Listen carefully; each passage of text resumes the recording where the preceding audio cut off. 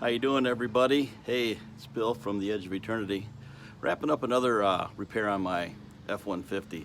This is a 2015 5-liter, and I did the opposite bank for the variable valve timing and all that.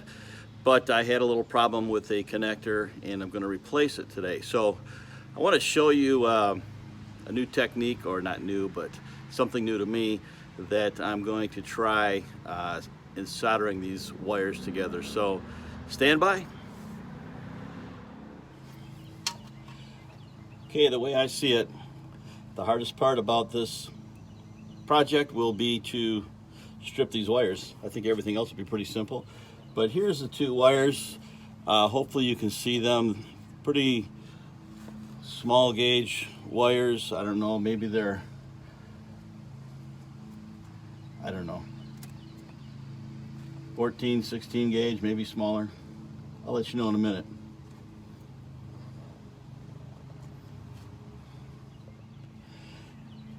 By the way, I should probably add that this is for the camshaft position sensor that I'm working on. Sorry if my arm's getting away, but only so much room under this wheel well. It's a difficult place to get at, but hey, we'll get it done.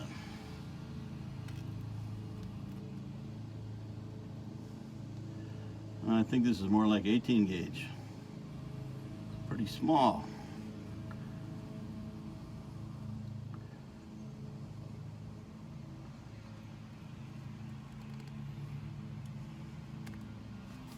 Okay. There's that. Now the wire on the replacement part is larger. So let's see how this works. So the connector, I marked it so I was sure to connect the right wire to the right wire, since these are different colors, and it's a good idea to do that regardless if you think they're the same. It's just another good double check to do. So what I'm going to do is, if you can see this here, I'll get it a little closer. This is a type of butt connector where you basically push the two pieces of wire together, slide this over them, and then right here in the middle of this connector is the solder. I didn't really want to try to crimp these together. I want to solder them. So I'm going to try this connector out, see what happens.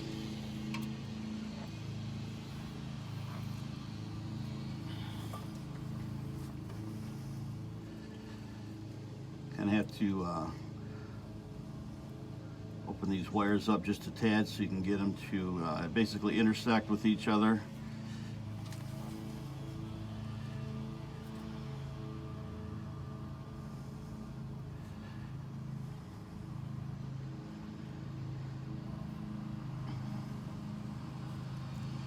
Yeah, well, let's see here. Let's try it like this.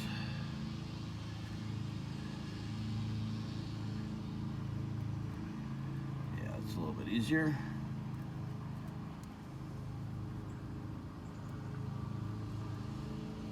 Okay.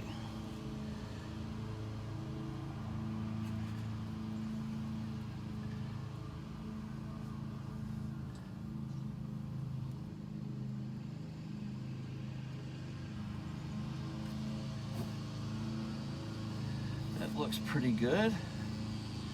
See if I can make sure those have really good solid connections between them.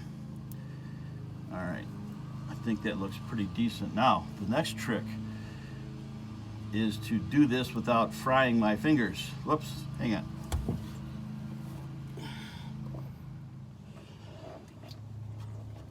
Okay, I decided to expose just a little bit more of that wire, so I trimmed it back a little bit to just make it a little bit easier. So here we go. We're going to start doing the heat shrink around that joint and melting the solder.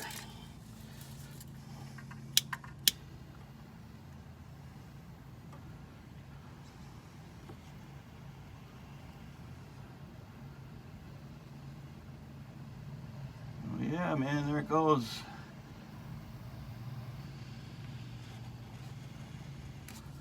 Okay, let me switch hands here and see if I can get in there a little bit better on the other side.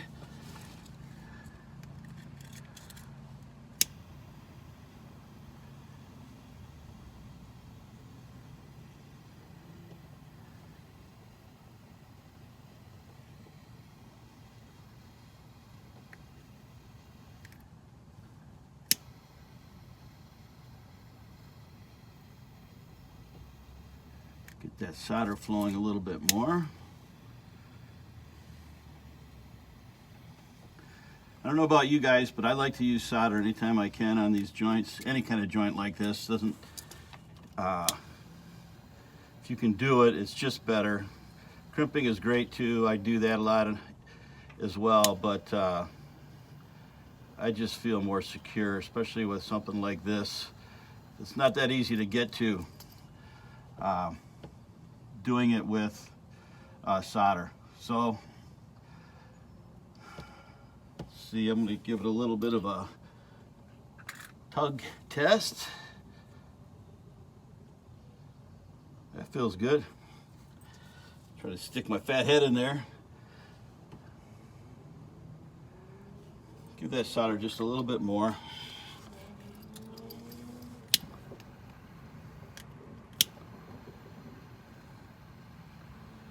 Thank God for whoever invented these little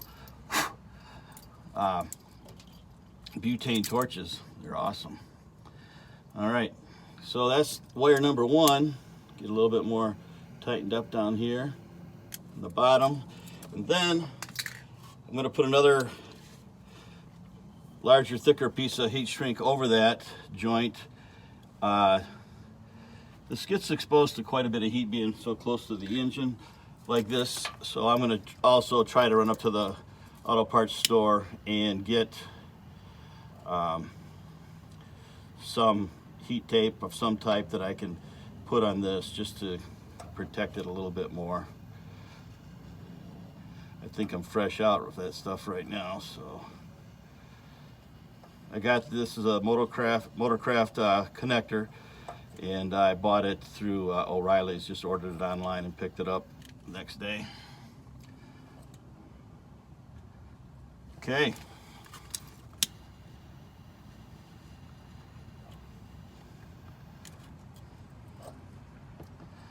All right, I'm gonna let that cool off for a second and then do the other wire.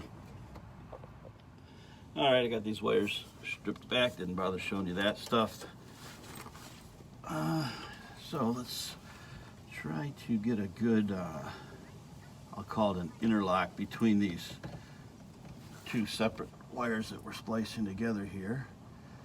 And there's just such a difference between the wires in size.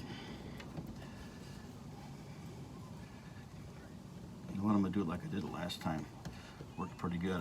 I drew the larger wire back into the connector behind the solder. Now this one, going to push through the solder area, okay, like that, and now push this one through. And let's see here, fellas, if this is going to do the trick. I hope so.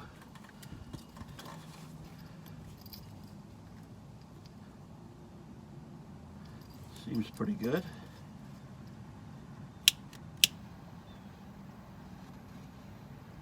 I'm going to hit the solder first so I can kind of guarantee that nothing pulls apart. There it goes. Nice.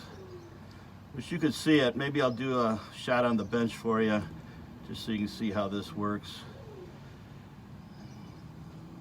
I'll show you the product also in case you're interested in it. Let that cool for just a second. Check the solder joint before I go any farther. Okay, that feels real strong. Very happy with it. Shrink the rest of this down. Make sure we have a nice, clean, secure watertight joint.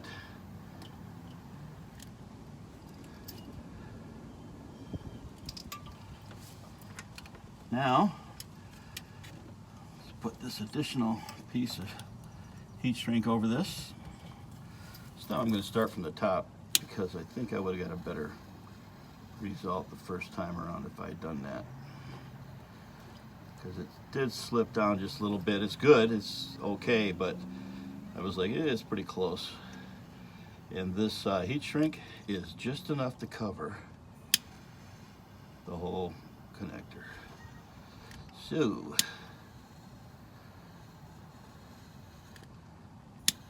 okay, I'm pretty happy with that.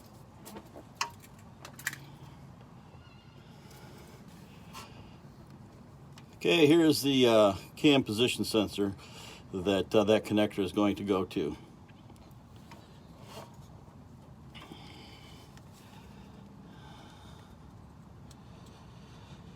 I did put some dielectric grease on the pins and everything, so we should be in pretty good shape.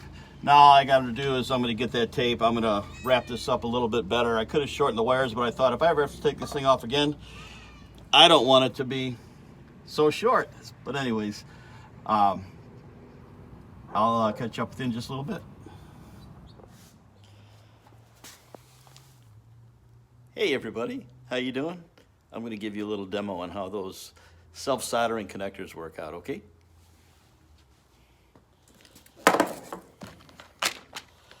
First of all, you have to select the appropriate size for the wire you're doing. The wire I'm using this time is a little bit thicker than what I used on the truck during the video, but I'm going to show you how it works. You just kind of loosely open the wire strands up is what they recommend. I suppose you could twist them together, but there's not that much lead, I guess I'd say, on these wires. You don't want them to be too long. Okay, so basically what you do is you just put them together and center those wires right over this solder in the center. Let me get my butane torch. Okay, then it's as simple as this. You start by the solder, okay? Now in this case, I'm going to slowly rotate it. It's not necessarily what you have to do, but let's make it a little bit easier this time. And you can see the solder flowing out into that joint. I don't know how well you can see it on the camera. I'm going to go ahead and do the outer portion so I don't melt that, and then I'll come back to it. So now I'm going to shrink the outer ends of the connector, and you'll see they have these rubber pieces in here. You close off those ends, but then there's also those rubber, I'll call it like a washer that keeps, you know, additional protection to help keep some moisture out. Does it? I don't know. We'll find out. But that's the intent. So now I'm just going to put a little more heat on the solder. I want that to flow really nicely around the joint. Still looks like a band. Some of it is flowing out. I'm going to tip it back and forth a little bit. If I burn through the plastic here, I'm not too worried about it. And the reason I'm not too worried about it, yeah, there you see it flowing, is because I'm going to put another heat shrink over this. So I'm just going to let it cool for a moment or so. And they give you in this kit literally hundreds of pieces of heat shrink, but I don't know, they're way too short. You'd have to put at least 2 on if you could get enough with 2. So I'm going to set that aside and get out the kit that I use mostly, which is this kit right here. Just regular old heat shrink. So let's see if that's long enough. That's almost exactly the same length. It's a good diameter, but I might go up a size here. I don't know. See how that looks. That's too big. I'll go back to this. I'll probably just do this with 2 pieces, because if this was in the vehicle, I would want it to be well protected.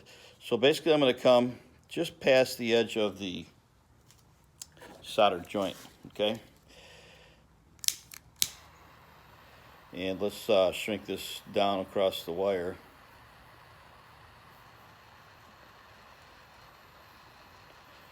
You know, when I'm working on my cars and stuff, and we have these nice tools today that we can use, pneumatic tools, battery-powered impacts, and all that, and it just makes working on these things so much more pleasant. And all those years, I think of all the cars and such I did with my dad, and of course, he did more of the work than I did. And what he was able to accomplish, granted, the engineering's the same, the tools basically do the same thing, but these really enable us to do work faster. Look at soldering these joints like this, a piece of cake, and you get a really nice looking finished product that is going to work really well. So this is what I did. You can tug on it, it's nice and strong. I'm pulling pretty hard, and there's no give in that joint. And I just wanted to show you that and how that works, how you can use a solder joint in an area where it might be otherwise kind of a pain in the neck to solder something up in a enclosed area, like under the wheel well behind the cylinder on the engine. So that's it. Just wanted to show that to you so you could see what I was doing when I was actually under the car.